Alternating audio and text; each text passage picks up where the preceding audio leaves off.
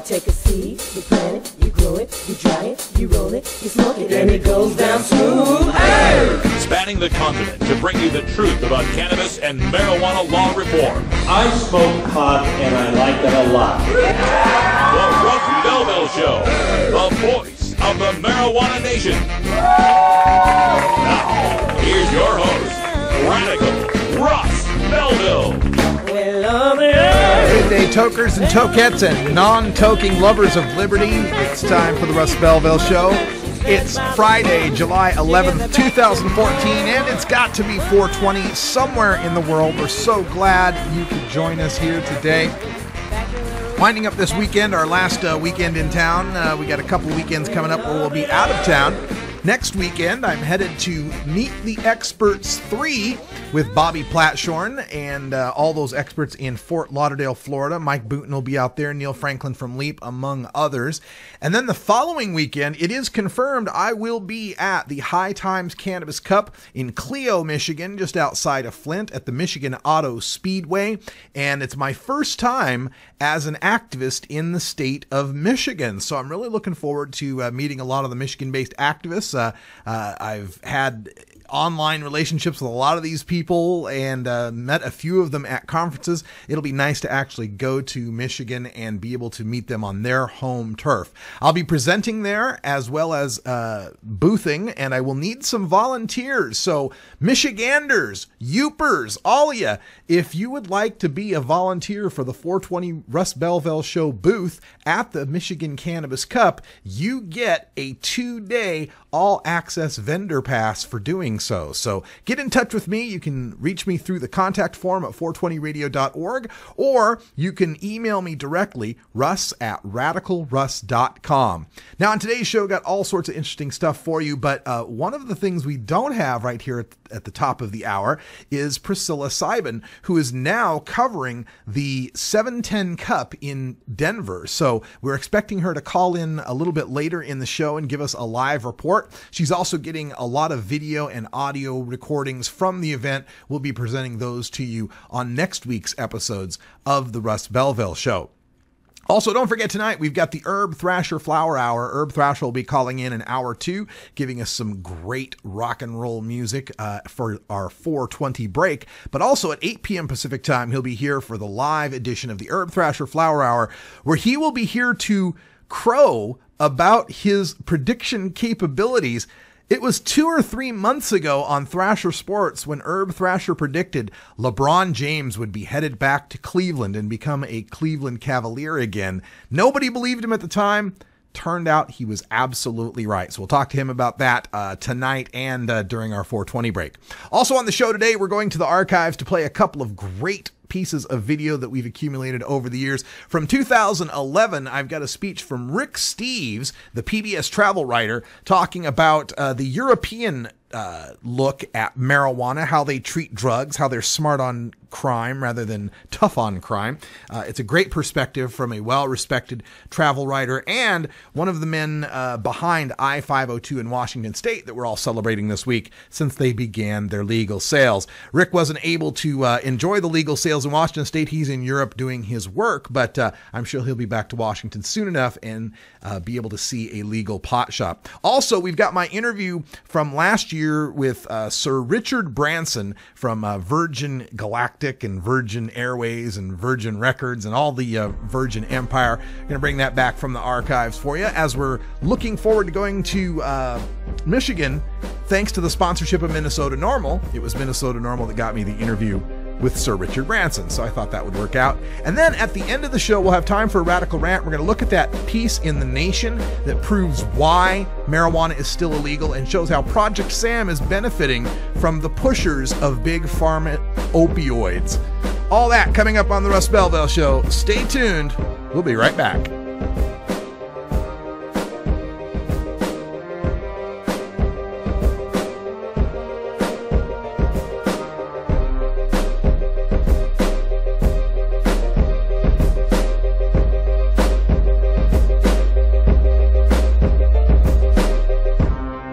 You're tuned into the Russ Belville Show, the voice of the marijuana nation. 420 Radio, your ticket to the Boston Freedom Rally.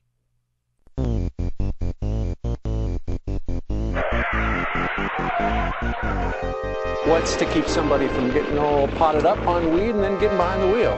The Russ Belville Show reminds you to never smoke and drive impaired. Hang out for a while. Share.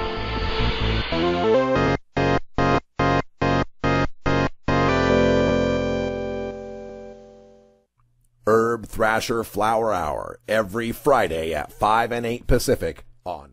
I don't use marijuana, but as a teacher of 36 years, I can tell you lots of other people use it. I don't believe in prohibition. I don't think it works. Prohibiting it hasn't stopped anybody from getting a hold of it. I would like to see it regulated so that maybe kids can't get a hold of it so easily. I know they get a hold of it now very easily. I support a new approach to marijuana. I support legalizing it. It's with us. It's not going to go away. And if we can get money through the taxation, we can also educate our kids about it. That's why I support it. It's time for a new approach on marijuana. NewApproachOregon.com.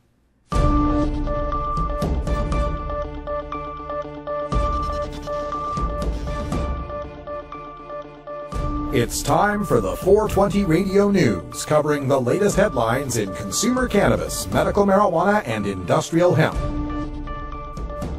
Transcripts of 420 Radio News are available daily on our website at 420radio.org. Now, here's Priscilla Simon. Priscilla Simon has the day off. She's at the 710 Cup. I'm Radical Russ with the headline news. For the first time, monthly pot sales have declined in Colorado. For the month of May, state sales of recreational marijuana came in at $21 million, $1 million less than the figure for April. Officials believe the interest in the April 20th 420 holiday boosted sales for that month, marking the first time in history any government has recognized the economic impact of marijuana culture. May accounted for $5.7 million in taxes and fees from recreational pot, contributing to the overall $34.9 million collected since legal sales began in January. Yesterday, state regulators pegged the annual demand for marijuana at 130 metric tons per year at an average price of $220 per ounce. Well, yeah, I'm not surprised that we see a decline from April to May, but a decline of $1 million is not that much of a decline, really. It's a less than 5% decline. It seems to me that April is just going to be naturally a month that gets a spike to it, and that we ought to consider the numbers for March versus the numbers for May. And if we do, then we will see that marijuana continues to rise in Colorado. And this estimate of 130 metric tons per year, a much greater estimate than has ever been assumed for the state of Colorado, because they'd always assumed based on surveys where people are, one, likely to underreport what they're using, and two, maybe not even have any idea how much they're using. We discussed this yesterday. I mean, how do you know how much you're putting in the bowl? Is it 0.3 of a gram? Is it 0.2 of a gram? Most people that I know do their estimates of how much marijuana they smoke based on the time between buying a bag, right? So if they bought an ounce and it lasted, 4 weeks, then they can say, I use about this much per day or whatever. So that's going to be kind of a not a very accurate way of sampling. They had previously thought about 60 million tons, then they thought about 90 million tons. Turns out to be 130 metric tons a year. That's 130 million grams a year. And they're selling those ounces at $220 an ounce, which is good news for the people that are still reeling from the high Washington prices. But I think we'll continue to see the sales go up in Colorado, and we'll also continue to see the price come down. That's something else that's not considered here when they talk about how much has been sold. Those initial prices in Colorado in January and February were higher prices than they are now that they've got some of the supply worked out. So it's even a greater amount that is sold. I would like to see some figures on how many grams are being sold per month and whether or not that is continuing to increase. Retail marijuana stores in Washington state are still facing shortages of marijuana. Chad Champagne, owner of 420 Carpenter in Lacey, said, quote, "No matter how you cut it, there's just not enough product to go around to all the stores opening. If I could get 1,000 pounds, I would get it," end quote. Top Shelf Cannabis in Bellingham opened with the most product in stock Tuesday, more than 20 pounds from 3 separate processors. And even it is in jeopardy of running out, said manager Sigrid Williams. Top Shelf had about 7 to 8 pounds left Wednesday afternoon, said employees. The marijuana deficit should come as no surprise to pot retailers, said Greg Stewart, CEO of 9 Point Growth Industries, one of the state's licensed growers. Stewart says he's fielded up 10 calls a day from retailers looking for product, and he's had to turn them down, leading to an inevitable conclusion, quote, "Everybody kind of knows that we're going to run out," end quote, he said. Well, there's no reason they should have to run out. There are plenty of people in Washington state that want to grow weed and want to sell it to these pot shops.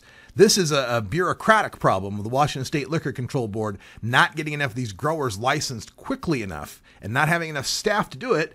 And again, part of that was because of underestimation. The previous story talked about underestimating the amount of demand in Colorado. They did the same thing in Washington state, and they did their estimates of how much canopy should be allowed to be grown statewide. They wanted to grow enough to take out about 25% of the black market, but not so much that there'd be diversion. And this unnatural way of trying to control how much supply of a weed there is going to be is going to keep those prices artificially high for the next month or so. But in Washington state here, when Top Shelf comes in with 20 pounds on a Tuesday, and by Wednesday afternoon, they've got a third of that left, there are bound to be pot shops that won't have any product over the weekend just after the announcement of these pot stores opening. We sure hope the supply issues get fixed in Washington state as soon as possible, and we will continue to keep you informed from our viewpoint just south of the Evergreen State. The marijuana movement is pushing back against politicians who obstruct legalization. While marijuana lobbyists once were content to play nice in their media messaging, the new ads reflect a confrontational style aimed at exposing records and getting elected leaders to board the pot legalization bandwagon or at least get out of the way. Democratic frontrunner Hillary Clinton is already under pressure to side with her husband, former President Bill Clinton, who reversed course last week by saying states should be allowed to legalize without federal interference. When Florida Congresswoman Debbie Wasserman Schultz voted against a bill to defund DEA raids on medical marijuana, Americans for Safe Access ran a series of 30-second television ads in South Florida calling her out of touch. In Washington state, Americans for Safe Access ran 2 ads, one praising Congressman Doc Hastings for backing the bill and another criticizing Congresswoman Kathy McMorris Rogers for opposing it. Earlier this year, the pro-legalization group Marijuana Policy Project ran ads against 2 Democratic governors, Mark Dayton of Minnesota and Andrew Cuomo of New York, urging them to back medical marijuana bills. Yeah, of course, the bad turnout of the Dayton and Cuomo pressure is we ended up with bills in those states where you're not allowed to have marijuana. Well, so I guess, hardball tactics are great, but shouldn't your hardball tactics get you some better bills than a non-plant medical marijuana bill? Still, it's good to see these ads coming out, especially against Debbie Wasserman Schultz. And this is important if you're following national politics. She's a Democrat from Florida, but she's also the head of the DCCC, the Democratic Congressional Campaign Committee, which is the Democrats' basic fundraising and strategy arm to win seats in the House and the Senate. Well, the House, the congressional side. So, she is the leader of that group, and she was one of only 18 Democrats who voted against ending DEA raids in the medical marijuana state. She's always been very retrograde on her positions on cannabis, medical or recreational. So to attack someone who's such a bigwig in the Democratic fundraising apparatus is huge. And Alan St. Pierre from Normal was actually quoted in one of these pieces I read about how 2016 is going to be the year where marijuana legalization gets more than just a passing nod in the campaign. It's going to be a major issue. After, when we hit to 2016, we're going to have 4 legalized states and the nation's capital having voted on legalization. We're going to have Oregon, Washington, Colorado, Alaska, and Washington, D.C. Florida will have become a medical marijuana state. We'll have 24, possibly 25 medical marijuana states. We could have half the country or more that are medical marijuana states by the time we get to the 2016 election cycle. You're damn well better bet they're going to be talking a whole lot about this issue. A Washington state man who was the first person in Spokane to buy legal recreational marijuana this week and then said he was fired over the resulting media coverage got his job back Thursday, and the company in question called the whole affair a misunderstanding. Michael Boyer, age 30, said he was ordered to take a drug test Tuesday by his part-time employer, temp agency True Blue Labor Ready, after he was seen on news reports being the first customer in the city to buy legal weed under the new law. Quote, "We were not aware that he had taken the day off. He was scheduled to work. We saw him on TV that he was under the influence, and that caused us to start a process of screening," end quote, True Blue Vice President of Communications Stacy Burke told NBC News. She continued, quote, "When we realized that he was not on assignment, we reinstated him. Pot is legal, and we know that," end quote. Boyer said he doesn't harbor any ill will toward the company. It was widely and falsely reported by other news outlets that he had also been fired from a second job, Kodiak Security Services, but that dealt with regulations getting a guard card and had nothing to do with legal pot sales, he said. Well, I don't know about this temp agency. Sounds like they're doing a quick, back step because they don't want to be known as the guys that, drug test just because you're seen being a marijuana consumer. And, I can tell you, I worked for a lot of temp agencies over the years, and that was one of the reasons I worked for them, is that they weren't drug testing. They would drug test you for cause. If you were showing up high or, there was a complaint, or you smelled like weed or whatever, sure, you might get a drug test. But there was no pre-employment drug test, primarily because they wouldn't be able to stay in business. That's part of the temp underground second-class employee system that we've got in America. Is that, you don't get any benefits, you don't get any vacation, you don't get any of that kind of perks, but at least we don't ask for a cup of your pee. So it would have been bad PR for this temp company to basically set the precedent that if you're known to be a pot smoker, if you're seen being a legal pot smoker going into one of these marijuana stores, that you would be targeted for termination. So it's just one more way that we're seeing the pressure of legalization come to bear on our culture, on our employers, and pretty soon they're all going to have to understand that you cannot discriminate against someone just because they have been a marijuana consumer. An ordinance approved by the Berkeley City Council says that at least 2% of all pot carried by medical marijuana dispensaries must be provided at no cost to very low-income individuals and families. The council defines very low income as individuals making $32,000 a year or less, or families of 4 collectively earning $46,000 a year or less. And unlike the cliched image of government cheese, the ordinance further stipulates that the free marijuana, quote, shall be the same quality on average as medical cannabis that is dispensed to other members, end quote. According to Weed Maps, 1 gram of medical marijuana sells for an average of $15, while an ounce of high-grade pot can cost upwards of $400. Berkeley residents who want to qualify for the free pot must also submit a federal income tax return or other reliable method approved by the city manager in order to prove that they meet the minimal income requirements. Free weed! There's Danny Danko when you need him. This is great news for medical marijuana patients, and it's always been kind of a quandary of the medical system, that in a medical system, the prices are going to be unnaturally high because there still exists prohibition, right? There still exists the need to separate the patients from the criminals. So your pot ends up being exorbitantly priced. And the whole point of medical marijuana is we got people that are disabled or sick who are unable to work, or for whom, the insurance, if they do have work, isn't going to cover the cost of marijuana, right? So, someone can be working poor and still have this issue. We're going to go to our phone lines now, where I think we've got Priscilla on the line. Is that you, Priscilla? Hello, 720 area code. You're on the air. Oh, wait, hold on. Just give me 1 second. Sorry, I gotta take this. Hello, Priscilla. Are you there? Hello? Hello, Priscilla. Oh, hi. Hi there. Oh my gosh, dude, same thing. 7/10/2013 all over again, dude. It's fucking raining cats and dogs. You know, I was at that cup and you called me 710 at 420. We're gonna have to shut this down for just a second here. So hold on. We're gonna keep you on the line. But happy 420 to you at the 710 cup. So you say it's a raining downpour right now? Oh shit, dude, I cannot fucking hear anything. How about now? Are we better? Can you hear me okay? Hang on, maybe I can get to another spot inside, okay? Can I call you right back? Yeah, give me a call back. We'll go to commercial and then just call me back. Yeah, I'll call you back. All right, we're doing it live here on 420 Radio. Be right back. 24 hours a day.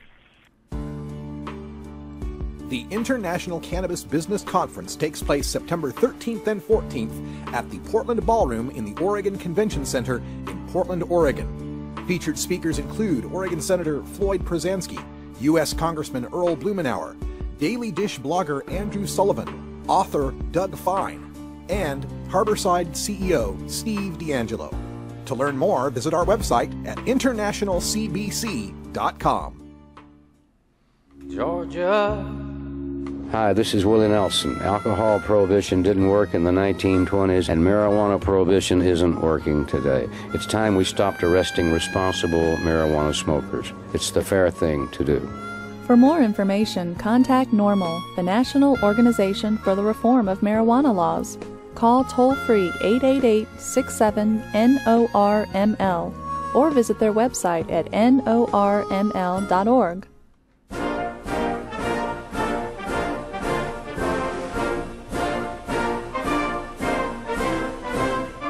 5 of the last 9 major party candidates to run for president, 3 of the last 9 vice presidential candidates, and the last 3 two-term presidents have all smoked pot.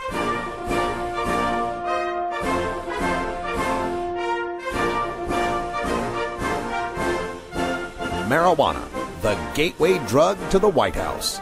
This is the Russ Belville Show.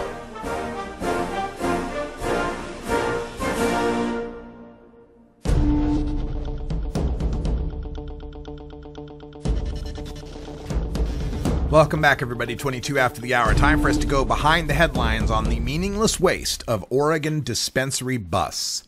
The final pleas have been heard in the third of 3 prosecutions that targeted medical marijuana dispensaries in northern, southern, and eastern Oregon. In the end, after tens of thousands of taxpayer dollars spent, hundreds of police and prosecutor hours wasted, dozens of felony drug charges, and 5 families' lives devastated, the worst sentence handed out to the drug kingpins was 140 days in jail. The 3 cases all involve friends of mine in the Oregon marijuana movement. Here in Portland, Sarah Bennett and Don Morse were charged with multiple felonies over their operation of the Human Collective, a medical marijuana dispensary in Washington County. This was before Oregon's legislature had passed HB 3460, the bill that legalized and regulated our medical marijuana dispensary industry. While multiple outlets opened up all around Oregon, especially in pot-loving Portland, most were operating with a sly wink and a nudge around the medical marijuana law's allowances for patient-to-grower reimbursements for supplies and utilities, which, surprisingly enough, always seemed to equal $10 a gram. The Human Collective, on the other hand, created a strict system of accounting to ensure that they were following the incomplete law the best they could. In fact, now Attorney General Ellen Rosenblum and other elected officials toured the facility, citing it as a model of how regulated medical marijuana dispensaries could operate. But the Human Collective was just outside the friendly confines of Portland's Multnomah County and just inside Washington County, where Sheriff Pat Garrett vows to, quote, aggressively fight drug trafficking organizations, end quote. The sheriff and other agencies raided the Human Collective and other homes and buildings associated with Bennett and Morse. They ended up charging the 2 with multiple felony counts of manufacture and delivery of drugs, as well as child endangerment charges against Bennett, who was pregnant with another child at the time. In the end, Bennett and Morse received only probation. They've relocated the Human Collective just down the street from the previous location, but now within Multnomah County's borders, and are functioning as a legal licensed dispensary. Sheriff Garrett accomplished absolutely nothing in stopping this drug trafficking organization, but he did terrorize a pregnant woman and her family and friends and made acquiring medicine more difficult for sick people. Out in eastern Oregon, my friend Bill Espenson ran the 45th Parallel, a dispensary near the Oregon-Idaho border. Oregon is the only medical marijuana state that does not require state residency to apply for a card. So many patients from my hometown Boise, Meridian, Nampa, Caldwell, Idaho metroplex would drive less than an hour eastbound on I-84 to visit Oregon doctors, get their Oregon medical marijuana card, and shop at the 45th Parallel. Some of those patients, unsurprisingly, began taking their medicine with them back to Idaho, and many got busted by the Idaho State Police, which began tracking the freeway corridor from Boise to Ontario, Oregon, for marijuana stops. Soon, Espenson was busted for running the dispensary and charged with multiple drug trafficking felonies. In a plea deal, Espenson was sentenced to 140 days in jail and credit for time served. Unfortunately, his partners, two Native American identical twin brothers, didn't take a plea deal, and they are serving 8 years each in the Idaho State Penitentiary. Finally, in Medford, my friends Lee and Lori Duckworth have taken their plea deal in the Southern Oregon normal case. The area in which the Duckworths live is in Oregon's portion of the so-called Emerald Triangle, famous for its outdoor marijuana grows. Lori was the executive director of Southern Oregon Normal and ran dispensary services for medical marijuana patients. The sheriff, Mike Winters, has always opposed medical marijuana, and his office committed to Operation Storefront, a coordinated multi-agency effort to go after growers and dispensaries in Southern Oregon. Keith Manser of the Oregon Cannabis Connection newspaper estimated well over $50,000 was spent on the Duckworths case. Lee and Lori were charged with 22 felonies, some involving delivery of marijuana within a school zone. Yesterday, Lee and Lori were allowed to plead guilty to just one Class C felony each, no jail time, a $300 fine, and 11 months of probation, after which the felonies may be expunged to misdemeanors. 2 years ago, these law enforcers decided to threaten 3 dispensary owners with long prison sentences. Last year, the Oregon legislature legalized what they were doing. This year, Oregon will vote to make recreational marijuana legal. I am so happy me and my friends will be free to vote on that in November, as well as voting on some new county sheriffs who will respect the will of the voters. All right, we're going to take a break, and when we come back, I hope we've got Priscilla on the line. She's trying to find herself a quieter place, but it sounds like they got a huge downpour at the 710 Cup. I was at last year's 710 Cup when there was a huge downpour. Maybe God doesn't like dabs. Either that or somebody needs to build an ark. We'll be right back.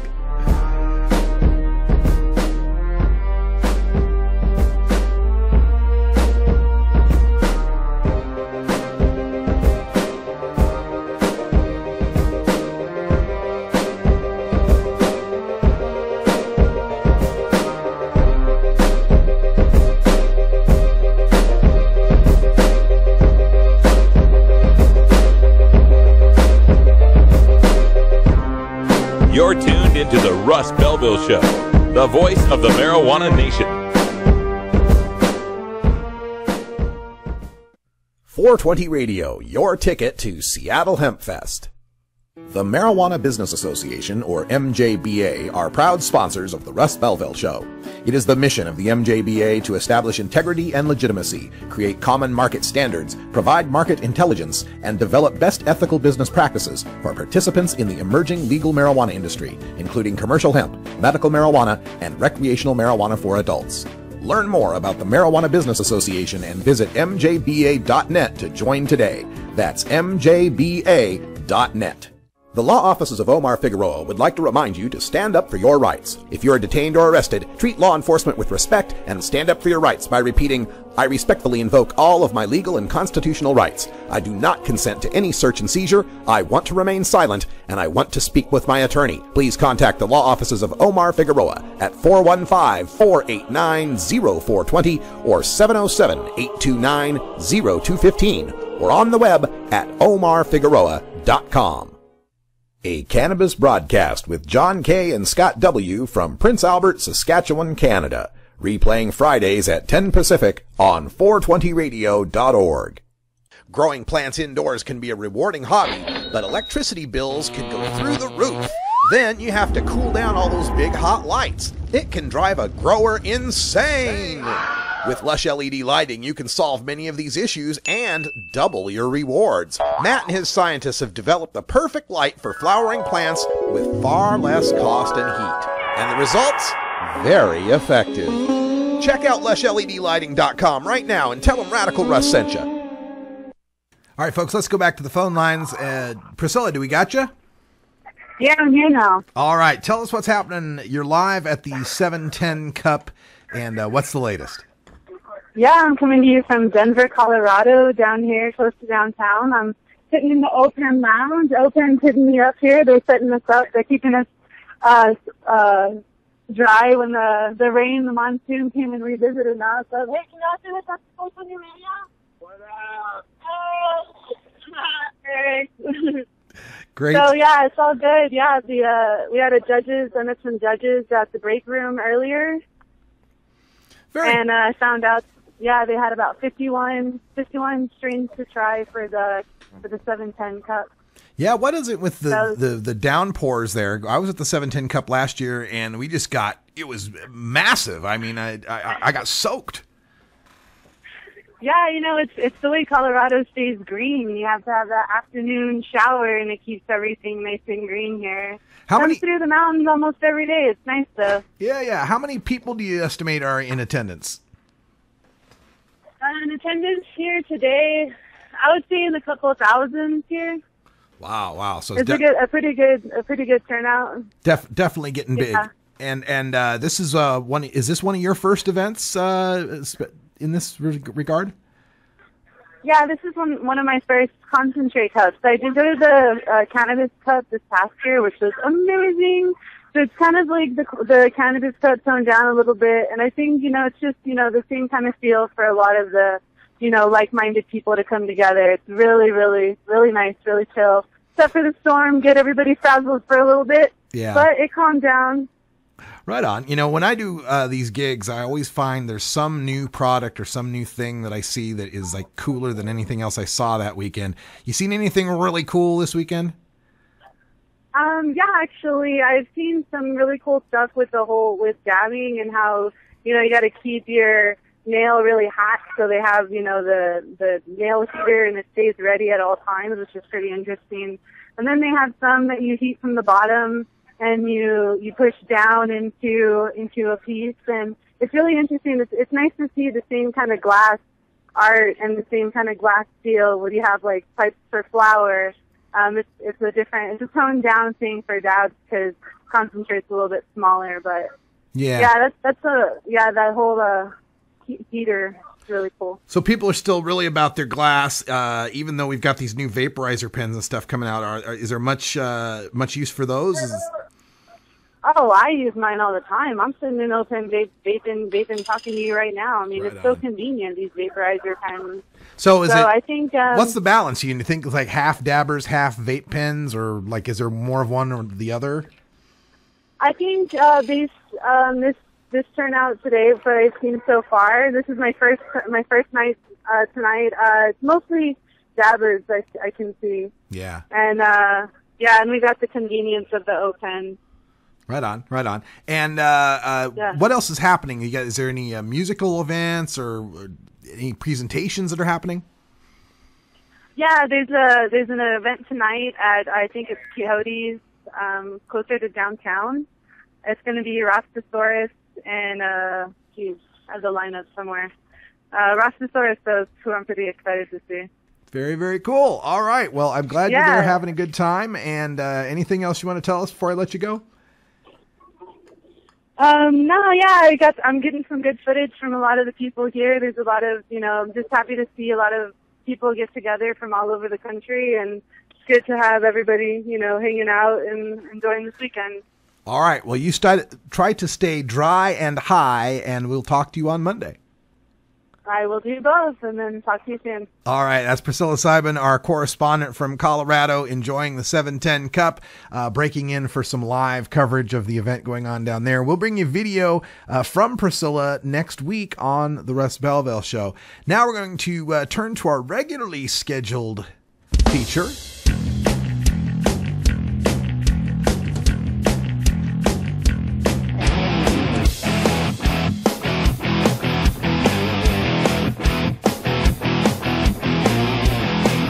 activism begins with ACT. The Russ Belville Show features the stories of hardworking grassroots activists working for an end to prohibition in today's activist agenda.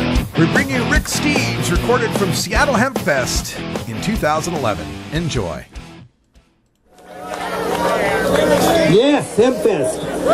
I am a travel writer. And for me, High is a place. It's a beautiful place. It's a place where my speakers sound better. It's a place where suddenly I'm a good cook. Next year will be good. Where conversations slither around like stray cats, and then once in a while I like to go there, and a lot of people do. Now, there are cases when our government can say we can't go someplace. But if they say we can't go there, there better be a good reason. And as far as I'm concerned, there's no good reason for our government to tell us we cannot go to that beautiful place. Today, 80,000 Americans are in jail because they wanted to go to that place called High. I believe that the responsible adult recreational use of marijuana is a civil liberty. Now, I'm not promoting marijuana. It's a drug. It's not healthy. It can be abused. It can be addictive. It's certainly not for kids.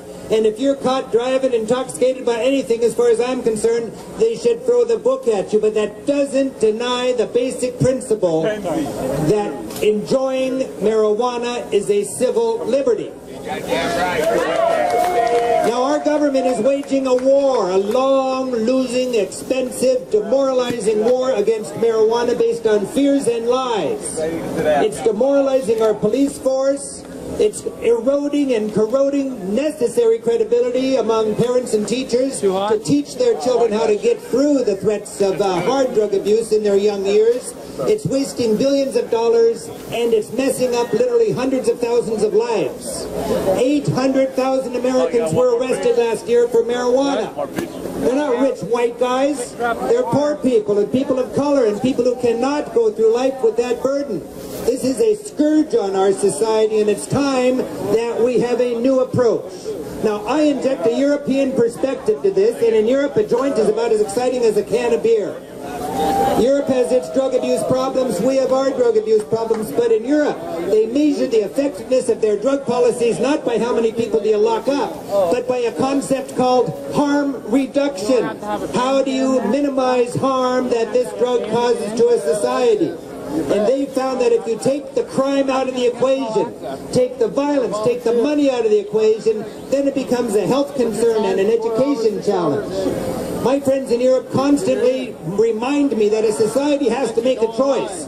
Tolerate alternative lifestyles or build more prisons. Here in the United States, we've decided to opt for the latter.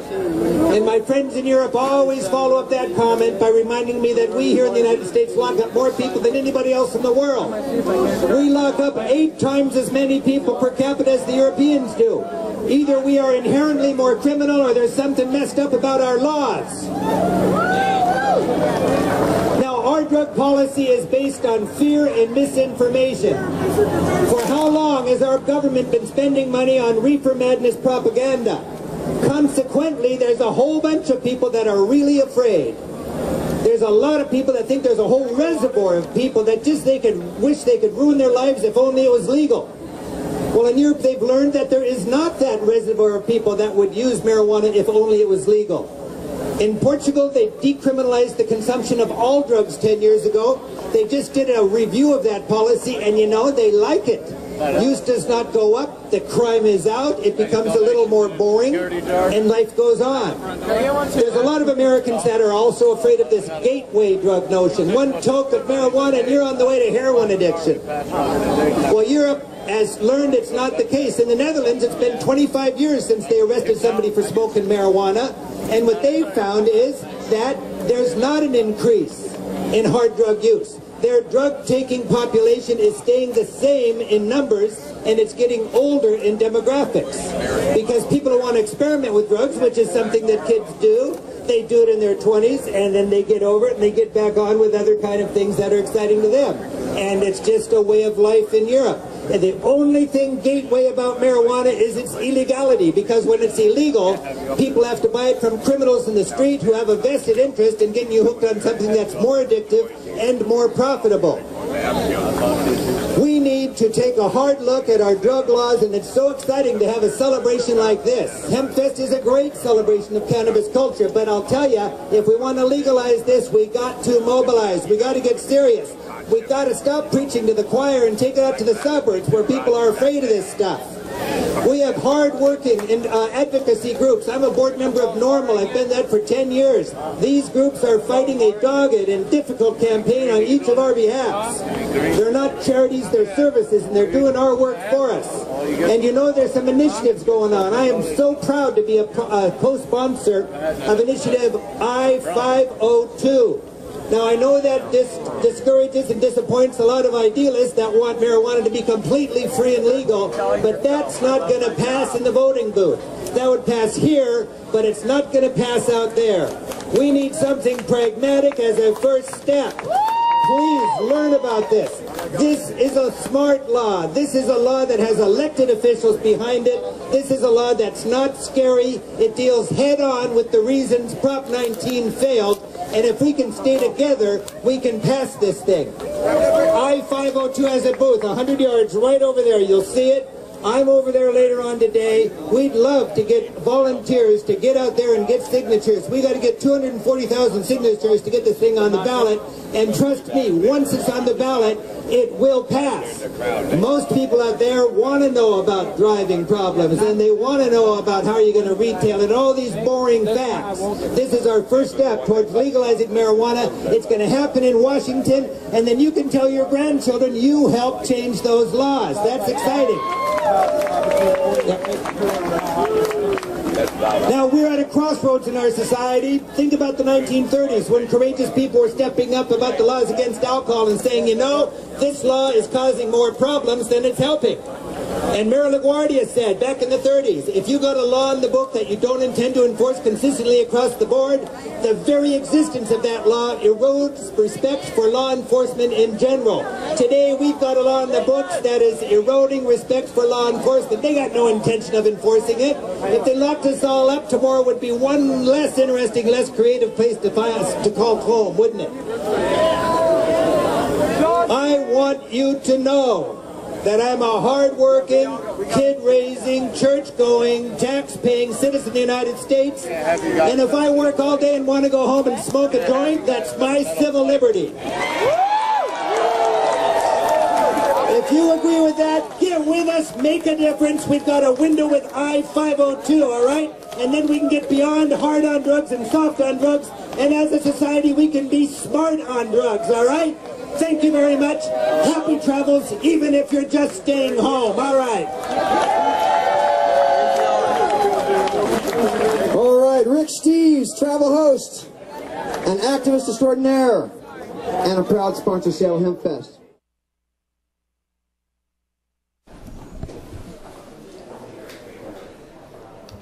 What's this for? My name is Russ Belville. I'm the 420 Radio and Advertising Magazine. Fine, perfect. Do 24-hour news on legalization. Very good. We're here with Sir Richard Branson from the Virgin Empire, I guess we could call it, and thank you for coming here to St. Paul and speaking with us today. We just saw the film Breaking the Taboo, and one of the major elements that was a part of this was the corruption and the money being spent and a lot of the money being made by the drug cartels. However, we recently saw the big bank HSBC was found guilty of laundering about $9 billion in drug cartel money. How much of this war on drugs owes to high finance, the big banking industries, and do you see any way of breaking this war on drugs without addressing that issue? I haven't given it a lot of thought, to be honest. We've concentrated on whether or not the current war is doing damage to people or not doing damage to people. And the Global Commission on Drugs has come out very clearly in saying that far more damage is being done to people by the current approach than by changing it to a different approach. And what we're arguing is that drugs should be treated as a health problem, not a criminal problem, and that we shouldn't be locking up our children, we shouldn't be locking up our brothers and sisters, and we shouldn't be locking up other people's children and brothers and sisters. We should be helping them get back, get back on a normal path. And I think if we do that, and we take drugs away from the cartels, then the problems you mentioned with both banks and the cartels should go away, and we should be able to concentrate on helping that small minority of people who have issues. Mm-hmm. We saw in the film a lot of movement in South America and Central America where the leaders there, it used to be just once they got out of office they would address this problem. Now the President of Colombia addressing it in office.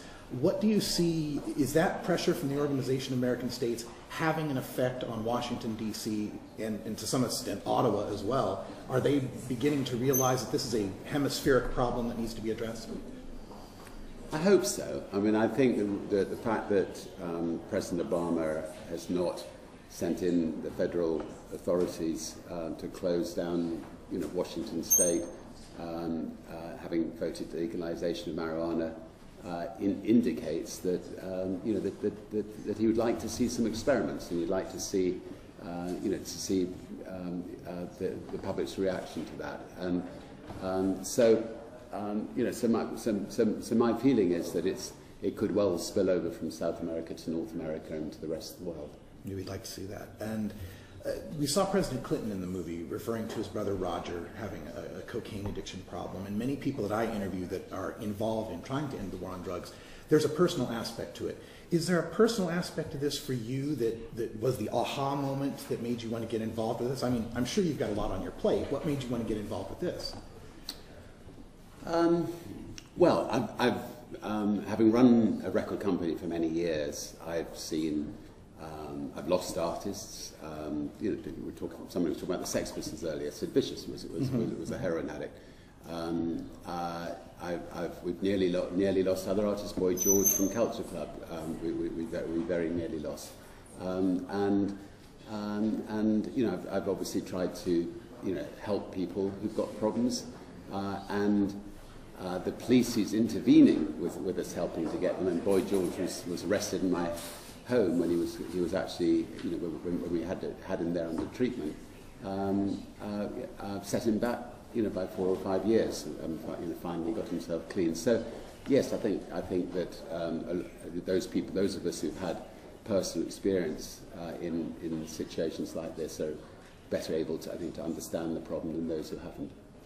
With the example of Portugal in Europe, just so close, and the Netherlands, we're still seeing in the UK what we call in America reefer madness. I mean, Professor Nutt lost his job by saying ecstasy was safer than horseback riding, for example. Are you making efforts in Europe as well, and how are the parliaments and various legislative bodies in France, Britain, Germany reacting to this message of breaking the taboo? Well, the Global Commission on Drugs has met with the House of Commons Select Committee, and the House of Commons Select Committee came out with a report after that saying that the policy needs to be changed, and we're hopeful that policy will be changed. Britain is better than quite a few countries in that we are, although it's not actually written in law, by and large, drugs are treated as a health problem, not a criminal problem, and there are a lot of needle exchange centres in Britain, but there's further they could go.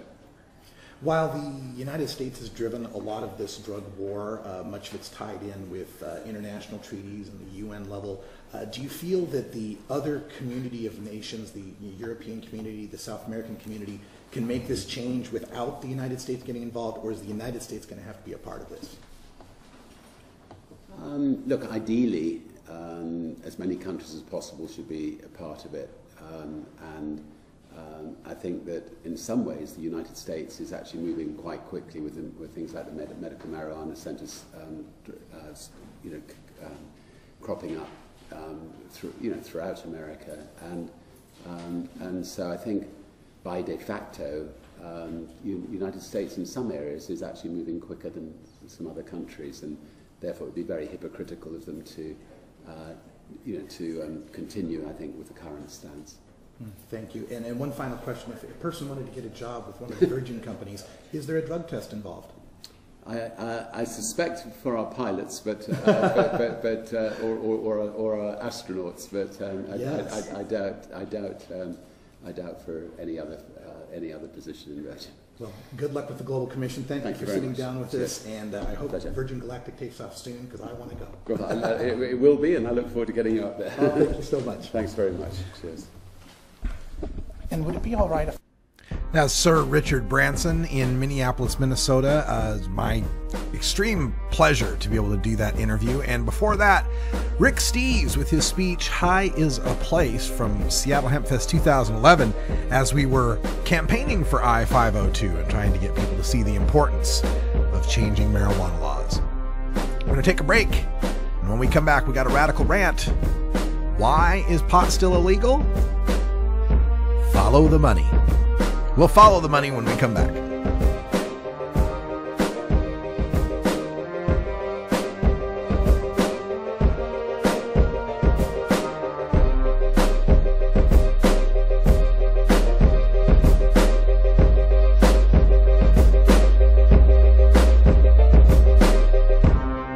You're tuned into the Russ Belville Show, the voice of the marijuana nation.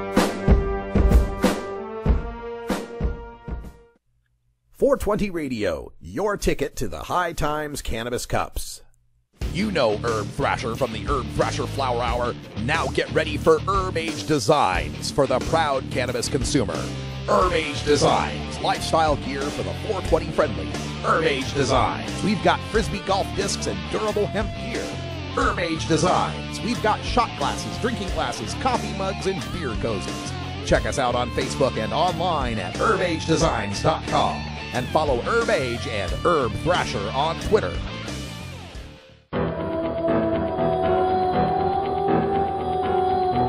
In the interest of fair and balanced journalism, the Russ Belville Show presents the anti-drug public service announcement of the day. In the next few months, the motion picture industry and theater owners will be bringing you a series of messages like the one you just saw. I don't think anybody will miss the point. The thrill can kill. The drug dealers need to know that we want them out of our schools, neighborhoods, and our lives. And the only way to do that is to take the customers away from the product. Say no to drugs and say yes to life. Of course, your local drug pusher may tell you a little something different about these drugs, and who you believe is up to you. But then again, if you go ahead and try them, at least it won't be out of ignorance, just stupidity. What would I do if someone offered me these drugs? I'd tell them to take a hike. This has been the anti-drug public service announcement of the day. To cure this sort of reefer madness, listen to the Russ Belville Show every weekday on 420radio.org. New Approach Oregon is a coalition of Oregon citizens who believe that treating marijuana use as a crime has failed, costing taxpayers millions in law enforcement resources. Our approach will regulate, tax, and legalize marijuana for adults in Oregon. We can move Oregon forward and create new revenue for critical services. Visit our website at newapproachoregon.com or our page on Facebook at New Approach Oregon. Thank you. Handle the truth. Entirely legitimate topic for debate. You have offended my family. Hey, this is great, man. And you have offended a Shaolin temple. One major responsibility is to encourage people to use less drugs. I know nothing. I support a change in law to end federal criminal penalties for possession of up to 1 ounce of marijuana. We don't need no stinking budget. Homosexuality, immorality in general. How the century has blurred the meaning of the words we, the people. Be warned, this is not your mother's marijuana. You could ask yourself a question. Do I feel lucky? Well, do you, punk? I want to ask you a bunch of questions. They want to have them answered immediately. Surely you can't be serious. I am serious. And don't call me Shirley. Radical Rant. All right, welcome back, everybody. 55 after the hour, and we're going to take this rant and extend it into hour 2, so make sure you stay with us past 4 o'clock, because there's a lot of stuff to talk about in this particular expose, if you will, by The Nation magazine, and the headline is "The Real Reason Pot is Still Illegal." And it takes a look at our friends at Project SAM, the Smart Approaches to Marijuana. Kevin Sabet and his organization that he founded with Patrick Kennedy, the former Rhode Island congressman who wrecked his car twice in a 2-week period in the Washington, D.C. area, drunk and high on oxycodone, and got a ride home from the cops. Never got charged. So anyway, Patrick Kennedy, he's been going around the country with his whole Project SAM thing, appearing on all these talk shows and TV shows and events across the country. One recent event last February was a few miles south of Washington, D.C., at the convention of the Community Anti-Drug Coalition of America. That's CADCA. And CADCA is, a nationwide group that funnels money to these local mom and pop, we hate drug kind of organizations. So about 2,000 people showed up for this thing, and Kennedy was speaking there. And the thing that's a little troubling about this is the CADCA event that day was sponsored by Purdue Pharmaceuticals. Now, Purdue Pharmaceuticals is the manufacturer of Oxycontin, the same Oxycontin that almost cost Pat Kennedy his political career. Well, it did cost him. I mean, he lost his election, right? He was a multi-term congressman. So the very Oxycontin that Kennedy was addicted to is the sponsor of the event that he's speaking at for an anti-drug coalition whose putative goals would be to fight dangerous drugs, right? But we are in the midst of an Oxycontin and hydrocodone epidemic in this country. We are consuming, in America, 84% of the entire worldwide supply for oxycodone. 84%. We are consuming almost 100% of hydrocodone. That's your Vicodins, right? How is it that we in America are in so much more pain than people throughout the world that we are consuming almost all of the synthetic opium out there, the synthetic heroin? And that, let's not, mince words, folks. That's exactly what oxycodone is synthetic heroin. That's what these opioids are, synthetic heroin. And you want to know why the heroin overdose epidemic is up? Because these oxycodone pills cost you $40 on the street, and you can get a hit of heroin for a little bag of heroin for $5. And it's more pure, oftentimes. Get you even a better high. So to have the company that makes the Oxycontin that is way overprescribed in America, that is addicting and helped contribute to Pat Kennedy wrecking his car twice,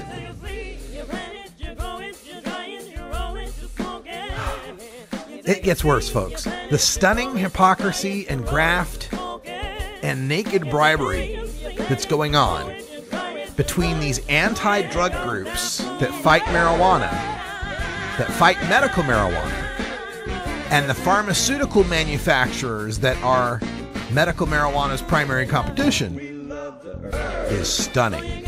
In hour 2, we're going to get a little deeper into this report off thenation.com. The real reason pot is still illegal. We're going to learn more about CADCA, and we're going to bring in the Partnership for Drug-Free Kids, which was formerly the Partnership for a Drug-Free America. Coming up next, hour 2, Toker Talk Radio. For Priscilla Seib, I'm Radical Russ. Thanks for joining us, and until next time, take care of each other, Tokers.